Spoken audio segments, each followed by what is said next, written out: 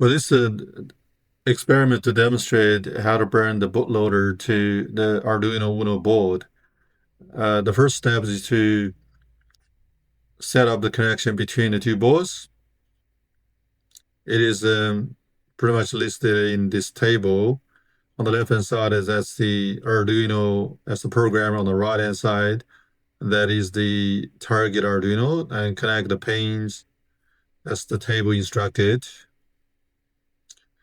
Another thing that I need to pay attention is to connect reset and ground pin on the target Arduino with a 10 microfarad electrolytic capacitor.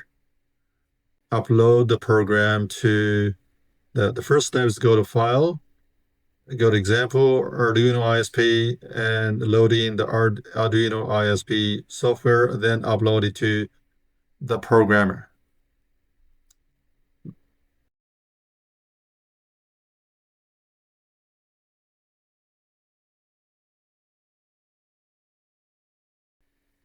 Once that is done, go to Tools, choose Arduino board, select the ports, and also select the Arduino programmer as ISP, and then go to Tools again, burn the bootloader. It should work. Thank you.